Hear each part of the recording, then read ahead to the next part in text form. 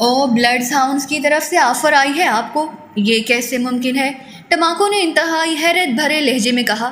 کیوں ممکن نہیں؟ آخر راچی سنگھ کسی زمانے میں پاجان سیکرٹ سروس کا چیف رہا ہے، میری اس سے پرانی شناسائی ہے، عمران نے کہا۔ ہوگی، میں مانتا ہوں، لیکن وہ آپ کو اچھی طرح جانتا ہوگا۔ ویسے بھی وہ پورا شیطان ہے، اس نے پورے پاجان کا ناک میں دم کر رکھا ہے، ٹماکو نے جواب دیا۔ چلو دم ناک میں ہی ہے، پھر خیر ہے، مسئلہ تو جب پیدا ہوتا ہے جب دم ناک سے نکل جاتا ہے، عمران نے سر ہلاتے ہوئے کہا۔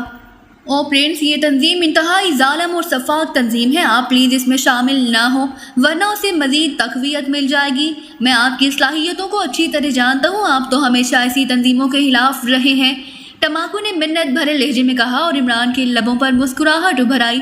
میں نے تو سوچا تھا کہ اپنے یار کو فون کر کے پوچھوں گا کہ اگر میرا یار اس میں شامل ہے تو میں بھی ہو جاؤں گا، آخر دوستوں کو تو نہیں چھوڑا جا سکتا، عمران نے کہا۔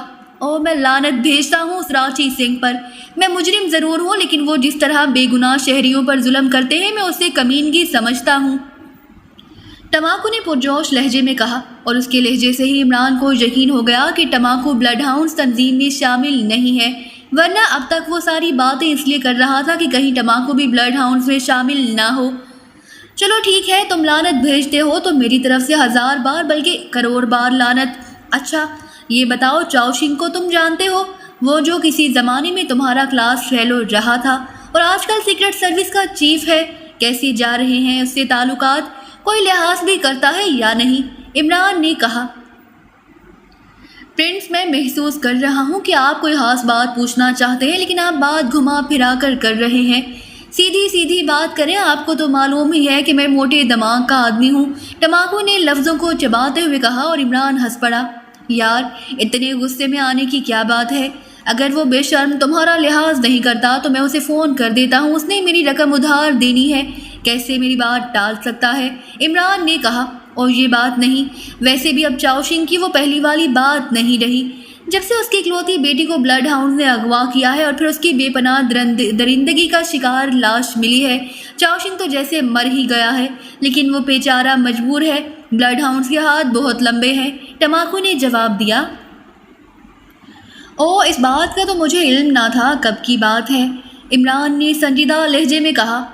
2-3 ہفتے ہوئے ہیں اور اسے معلوم ہوا ہے کہ اس کی بیٹی کی موت کا ذمہ دار راچی سنگھ ہی ہے، ایک پارٹی میں اس نے اسے دن دہاڑے اغوا کر لیا اور جب چاؤشنگ نے غصے میں آ کر اس کے خلاف کارروائی کرنی چاہی تو اس نے اسے دھمکی بھی دی اور ساتھ ہی اس کی بیٹی کی لاش بھی اسے تحفے میں بھجوا دی، ٹماکو نے جواب دیا۔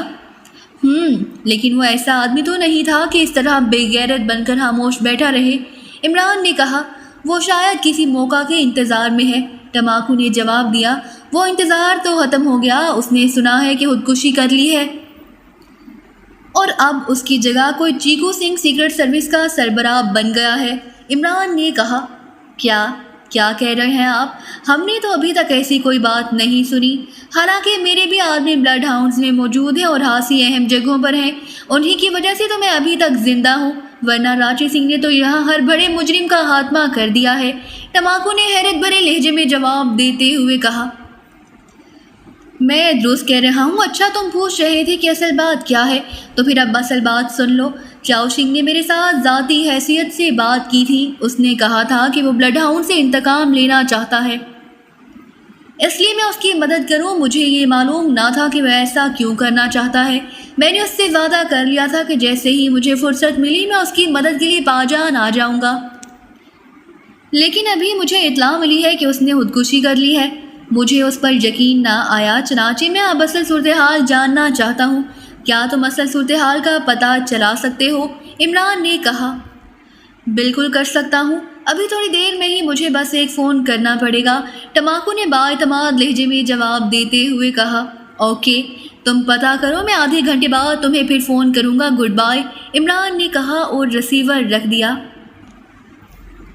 ہاں تو تم کیا پوچھ رہے تھے کہ یہ ٹماکو کون ہے؟ یہ پاجان کا بڑا نامور مجرم ہے، لیکن جسے عرف عام میں شریف مجرم کہا جاتا ہے، یہ اس اسٹائل کا مجرم ہے، مجرم ہونے کے ساتھ ساتھ انتہائی محب الوطن بھی ہے، اس لیے منشیات کا دھندا نہیں کرتا، صرف اسلحے کی سمگلنگ کرتا ہے، خاصا بڑا گروپ ہے اس کے پاس، عمران نے تفصیل بتاتے ہوئے کہا اور بلیک زیرو نے سر ہلا دیا۔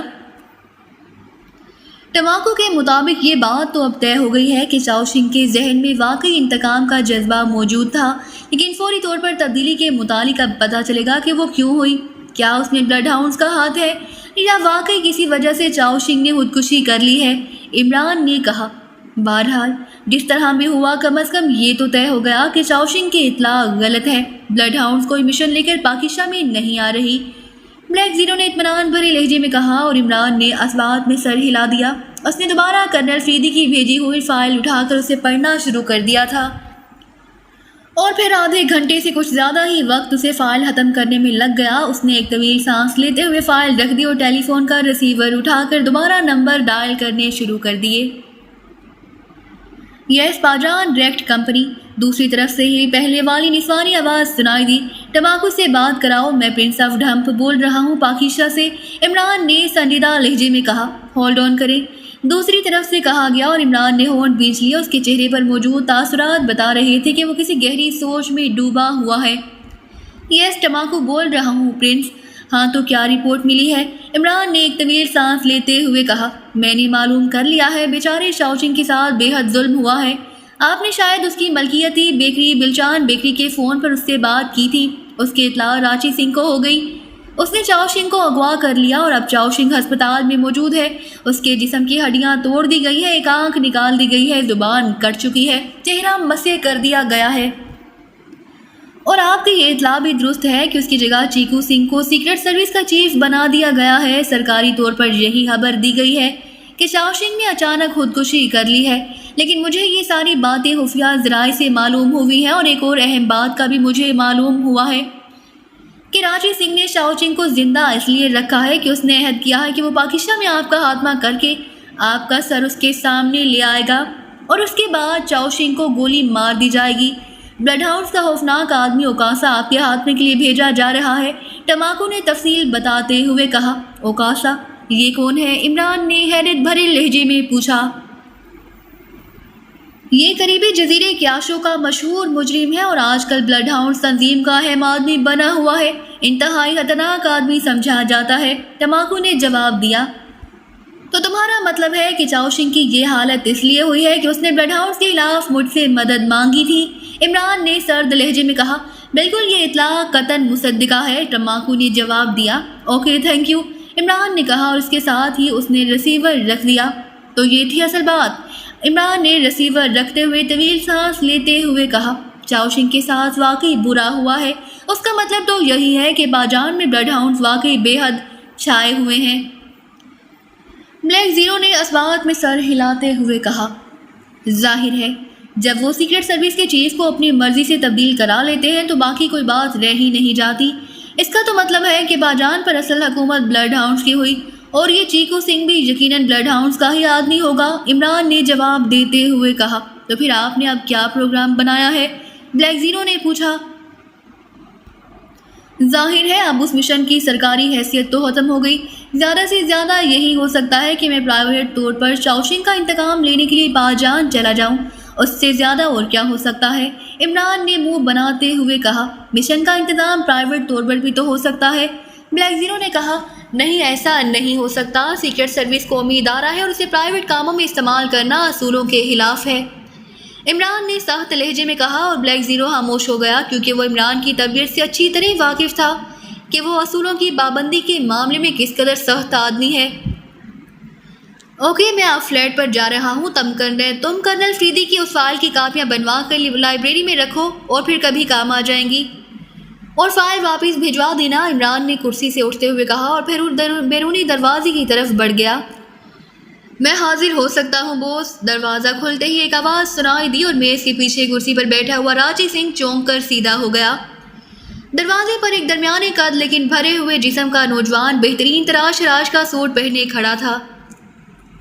ओ ओकासा, तुम आ गए, आओ बैठो, रांची सिंह ने मुस्कुराते हुए कहा। थैंक यू बॉस, ओकासा ने मुस्कुराते हुए मोदबाना लहजे में कहा और आगे बढ़कर वो मेज़ की दूसरी तरफ रखी हुई कुर्सी पर बैठ गया। मैंने तुम्हारे लिए एक मिशन मुंतहिब किया है पाकिस्तान में, रांची सिंह ने कहा। ठीक है बॉस, जो हुक्म, ओकासा ने सर हिलाते हुए इंतहाई इत्मीनान भरे लहजे में कहा। पाकिस्तान में एक अहमक सा नौजवान है अली इमरान, वो पाकिस्तान सीक्रेट सर्विस के लिए काम करता है।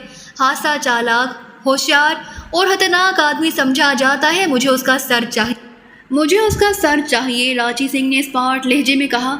मिल जाएगा बॉस, उकासा ऐसे ही शिकार खेलने में लुत्फ लेता है बॉस, उकासा ने उसी तरह इत्मीनान भरे लहजे में जवाब देते हुए कहा।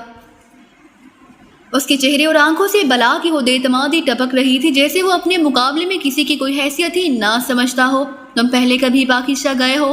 रांची सिंह ने चंद लम्हे खामोश रहने के बाद पूछा। नो बॉस, मुझे उन पसमानदा मुल्कों में जाने का कतई शौक नहीं, उकासा ने जवाब दिया। यही वजह है कि तुम अली इमरान को नहीं जानते, वरना शायद इस कदर इत्मीनान से जवाब ना देते, रांची सिंह ने सर हिलाते हुए कहा। क्या मतलब बॉस? आप जानते हैं कि उकासा के लिए कोई मिशन मुकम्मल नहीं होता, ये तो सिर्फ एक आदमी का कत्ल है और बस। उकासा ने चौंक कर हैरत भरे लहजे में कहा। नीदरलैंड के कर्नल फ्रीदी को जानते हो? रांची सिंह ने कहा। नीदरलैंड के कर्नल फ्रीदी? नहीं बॉस, मैंने ये नाम पहले नहीं सुना, उकासा ने नफ़ी में सर हिलाते हुए जवाब दिया। अच्छा सुनो, तुम्हें तो मालूम है कि मैं किसी ज़माने में पाजान की सीक्रेट सर्विस का चीफ था, इसलिए मुझे मालूम है कि नीदरलैंड के कर्नल फ्रीदी और पाकिस्तान के अली इमरान दोनों ही एशिया के इंतहाई खतरनाक तरीन एजेंट समझे जाते हैं। एक बार मेरा ज़ाती तौर पर कर्नल फ्रीदी से टकराव हो गया था और मुझे इतराफ़ है कि मैं उसके मुकाबले में इबरतनाक शिकस्त का सामना करना पड़ा था और मैं बड़ी मुश्किल से जान बचाकर निकल भागने पर मजबूर हो गया था। और उस अली इमरान की तारीफ़ कर्नल फ्रीदी जैसा आदमी भी करता रहता है, इसलिए तुम खुद समझ सकते हो कि ये अली इमरान किस टाइप का आदमी हो सकता है, रांची सिंह ने कहा। आपने अच्छा किया कि मुझे बता दिया, अब मैं ज़्यादा मुहतात रहूँगा। लेकिन बॉस, उन पसमानदा मुल्कों वाले काम कम करते हैं और प्रोपेगेंडा ज़्यादा करते हैं, और फिर आप इस वक्त सरकारी आदमी थे, आपको लाजमन मजबूरियों का सामना होगा, लेकिन मुझे ऐसी किसी मजबूरी का सामना नहीं है। फिर वहाँ मुझे कोई नहीं जानता होगा, मेरा ग्रुप मेरे साथ जाएगा। ऐसी सूरत में मेरे लिए कोई मुश्किल नहीं है कि मैं एक आदमी को जहाँ चाहे गोली से उड़ा दूँ, उकासा ने उसी तरह एतमाद भरे लहजे में कहा। गुड, मुझे तुम्हारी यही एतमाद बेहद पसंद है। ठीक है, अब तुम ही उस मिशन पर अकेले जाओगे, वरना पहले मेरा ख्याल था कि मुझे भी तुम्हारी मदद के लिए साथ जाना पड़ेगा, रांची सिंह ने मुस्कुराते हुए कहा। उसकी ज़रूरत नहीं बॉस, आप उस अली इमरान के मुताबिक मुझे कवायफ दे दें, फिर देखिए उकासा किस तरह काम करता है। मुझे यकीन है कि मैं ये मिशन आपकी तवक्का से भी पहले मुकम्मल कर लूँगा, उकासा ने जवाब दिया। फिर उससे पहले कि रांची सिंह कोई जवाब देता, अचानक मेज़ पर पड़े हुए टेलीफोन की घंटी बज उठी और रांची सिंह ने चौंक कर रिसीवर उठा लिया। Yes blood hound, Ranchi Singh ने सख्त लहजे में कहा। बीचम बोल रहा हूँ बॉस, आपसे फौरी तौर पर सीक्रेट सर्विस के चीफ चीकू सिंह बात करना चाहते हैं, कोई इमरजेंसी है? दूसरी तरफ से मोदबाना आवाज़ में कहा गया। चीकू मिलाओ, रांची सिंह ने चौंकते हुए कहा। हेलो बॉस, मैं चीकू बोल रहा हूँ जनाब।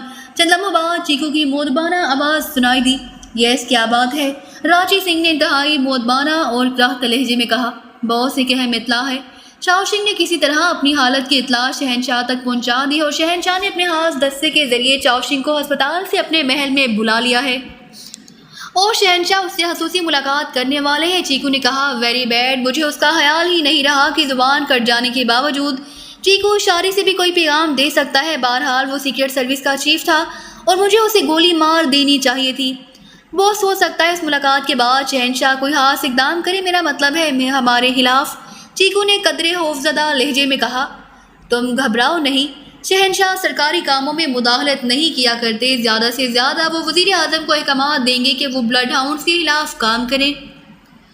लेकिन तुम जानते हो कि वज़ीर आज़म की कई कमज़ोरियाँ हमारे पास हैं, इसलिए वो हमारे खिलाफ कोई इकदाम नहीं कर सकते, रांची सिंह ने उसे तसल्ली देते हुए कहा। ठीक है बॉस, मैं तो आपको इत्तला देना चाहता था, चीकू ने जवाब दिया। अच्छा किया, मैं संभाल लूँगा, रांची सिंह ने कहा और हाथ बढ़ाकर उसने क्रेडल दबा दी और फिर तेज़ी से नंबर घुमाने शुरू कर दिए। उकासा खामोश बैठा हुआ था। बीचम स्पीकिंग। राब्ता कायम होते ही दूसरी तरफ से बीचम की आवाज़ सुनाई दी। बीचम, तुमने चाओशिंग की निगरानी के लिए आदमी तैनात किए थे, रांची सिंह ने तेज़ लहजे में पूछा। चाओशिंग? लेकिन बॉस, उसकी निगरानी की क्या ज़रूरत थी, उसकी तो हालत ही ख़राब है, वो मुसलसल बेहोश है और शायद उसे होश ही ना आ सके, बीचम ने जवाब दिया। उसे ना सिर्फ होश आ गया है बल्कि वो शहनशाह पाजान तक भी पैगाम पहुंचाने में कामयाब हो गया है और शहनशाह ने अपने हाथ दस्ते के जरिए उसे अस्पताल से अपने महल में तलब कर लिया है। اور اب وہ وہاں ہے۔ تم ایسا کرو کہ پرائم منسٹر صاحب کے متعلق معلوم کرو کہ کیا انہیں شہنشاہ نے اس سلسلے میں ہدایات دی ہیں یا نہیں۔ میں براہ راست اس معاملے میں ان سے بات چیت اس وقت کروں گا اگر شہنشاہ نے انہیں کوئی ہدایات دی تو، راچی سنگھ نے تیز لہجے میں کہا۔ ٹھیک ہے سر، میں ابھی معلوم کر کے آپ کو اطلاع دیتا ہوں، بیچم نے کہا، اور راچی سنگھ نے اوکے کہہ کر ریسیور رکھ دیا۔ یہ چاؤشنگ کا کیا چکر ہے بوس؟ اور راچی سنگھ نے اسے مختصر لفظوں میں ساری بات بتا دی۔ او تو اس لیے آپ مجھے مشن پر بھیج رہے تھے، لیکن شاید اب تو ساری صورتحال بدل گئی ہے، اوکاسا نے کہا۔ ہاں فی الحال تو ہمیں یہ دیکھنا ہے کہ شہنشاہ کیا رد عمل دکھاتے ہیں۔ ٹھیک ہے تم جاؤ اور پھر میں تم سے رابطہ قائم کروں گا، راچی سنگھ نے کہا۔ جی بہتر، اوکاسا نے کرسی سے اٹھتے ہوئے کہا اور پھر سلام کر کے تیزی سے واپسی کے لیے مڑ گیا۔ راچی سنگھ خاموش بیٹھا مسلسل ہونٹ کاٹ رہا تھا۔ اسے معلوم تھا کہ اگر شہنشاہ نے بلڈ ہاؤنڈز کے خلاف سخت اقدامات کرنے کے لیے آرڈرز دے دیے تو وزیر اعظم کارروائی پر مجبور ہو جائیں گے، اور اب وہ یہی سوچ رہا تھا کہ ایسی صورتحال میں اسے کیا کرنا چاہیے۔ تقریباً آدھے گھنٹے بعد ٹیلی فون کی گھنٹی بج اٹھی تو راچی سنگھ نے جھپٹ کر ریسیور اٹھا لیا۔ یس بلڈ ہاؤنڈز، راچی سنگھ نے تیز لہجے میں کہا۔ بیچم بول رہا ہوں جناب، شہنشاہ نے وزیر اعظم کو فوری طور پر اپنے محل میں طلب کیا تھا جناب، اور پھر وزیر اعظم شہنشاہ سے ملاقات کرنے کے بعد واپس اپنے دفتر میں آ گئے ہیں۔ ان کی ملاقات انتہائی خفیہ ہوئی ہے، اس لیے تفصیلات کا علم نہیں ہو سکا۔ چاؤشنگ کو علاج کے لیے شہنشاہ نے اپنے محل میں موجود اپنے خصوصی ہسپتال میں بھجوا دیا ہے، بیچم نے کہا۔ اس کا مطلب ہے کہ شہنشاہ نے ہمارے بارے میں کوئی اقدام کرنے کا فیصلہ کیا ہے، ورنہ وہ چاؤشنگ کو اس قدر اہمیت نہ دیتے۔ ٹھیک ہے میں وزیر اعظم سے بات کرتا ہوں، راچی سنگھ نے کہا، اور پیڈل دبا کر اس نے نمبر ملانے شروع کر دیے۔ یس پرائم منسٹر آفس، چند لمحوں بعد ہی ایک بھاری سی آواز سنائی دی۔ پرائم منسٹر سے بات کرائیں، میں لارڈ فلنگ بول رہا ہوں، راچی سنگھ نے تیز لہجہ میں کہا۔ یس سر، ہولڈ آن کریں، دوسری طرف سے مودبانہ لہجے میں کہا گیا، اور چند لمحوں بعد ہی پرائم منسٹر کی آواز سنائی دی۔ یس پرائم منسٹر کا لہجہ اسپاٹ تھا۔ میں لارڈ فلنگ بول رہا ہوں، مجھے اطلاع ملی ہے کہ چاؤشنگ کو شہنشاہ معظم کے محل میں طلب کیا گیا ہے، اور شہنشاہ معظم نے آپ کو طلب کیا تھا۔ یہ میٹنگ یقیناً میرے خلاف ہوگی، میں اس کی تفصیلات جاننا چاہتا ہوں، راچی سنگھ نے سرد لہجے میں کہا۔ آپ کی اطلاعات درست ہیں لارڈ فلنگ، چاؤشنگ نے شہنشاہ معظم کو بتایا ہے کہ کس طرح اس کی بیٹی کو بلڈ ہاؤنڈ نے اغوا کیا اور پھر اس سے انتہائی درندگی کا سلوک کر کے اسے مار ڈالا، اور اس نے یہ بھی بتایا ہے کہ اس نے بلڈ ہاؤنڈ سے انتقام لینے کے لیے پاکستان سیکرٹ سروس کو بلڈ ہاؤنڈ سے ٹکرانے کے لیے خط لکھا، لیکن بلڈ ہاؤنڈ کے سربراہ کو اس کا علم ہو گیا اور اس نے اسے اس حالت میں پہنچا دیا، اور اس کے ساتھ ساتھ چاؤشنگ نے بلڈ ہاؤنڈ سے متعلق تمام تفصیلات بھی شہنشاہ معظم تک پہنچا دی ہیں۔ اس وقت شہنشاہ معظم نے مجھے فوری طور پر طلب کیا اور حکم دیا کہ میں بلڈ ہاؤنڈ کے خاتمے کے لیے سخت اقدامات کروں۔ میں نے انہیں بتایا ہے کہ بلڈ ہاؤنڈز خفیہ مجرم تنظیم ہے جس کا حکومت کے ساتھ کوئی تعلق نہیں، اور میں نے وعدہ کیا ہے کہ میں بلڈ ہاؤنڈز کے متعلق سخت اقدامات کے لیے سیکرٹ سروس کو احکامات دوں گا، اور اس سلسلے میں آپ سے میں بات کرنے کا سوچ ہی رہا تھا کہ آپ کا فون آ گیا، وزیر اعظم نے نرم لہجے میں کہا۔ لیکن آپ جانتے ہیں کہ بلڈ ہاؤنڈز کے خلاف آپ کے اقدامات کا کیا نتیجہ نکلے گا۔ میں چاہوں تو ایک لمحے میں آپ پوری دنیا میں رسوا ہو سکتے ہیں، اور پھر آپ کے پاس خودکشی کے سوا اور کوئی چارہ نہ رہے گا۔ اور دوسری بات یہ کہ حکومت میں آپ کے علاوہ بھی میرے آدمی موجود ہیں، راچی سنگھ نے انتہائی سخت لہجے میں کہا۔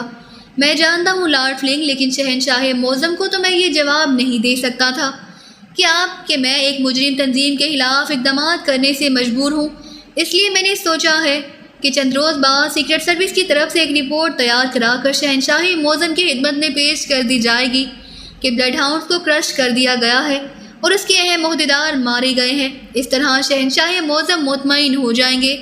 البتہ آپ کو کم از کم ایک ماہ کے لیے اپنی سرگرمیاں بند کرنی ہوں گی، کیونکہ آپ نہیں جانتے کہ شہنشاہ معظم کے پاس حکومت کے علاوہ بھی حالات سے باخبر رہنے کے خفیہ ذرائع موجود ہیں۔ وزیر اعظم نے جواب دیا، اور ٹھیک ہے، یہ پلان ٹھیک رہے گا۔ اس میں مزید رنگ آمیزی کرنے کے لیے میں کوئی پرانا سا کھنڈر تباہ کرا دوں گا اور اپنے چند دشمنوں کو بھی وہاں لے جا کر قتل کرا دوں گا۔ اس طرح یہ ظاہر ہو جائے گا کہ بلڈ ہاؤنڈ کو کرش کر دیا گیا ہے اور میں ایک ماہ تک انڈر گراؤنڈ رہوں گا، راچی سنگھ نے پرجوش لہجے میں کہا۔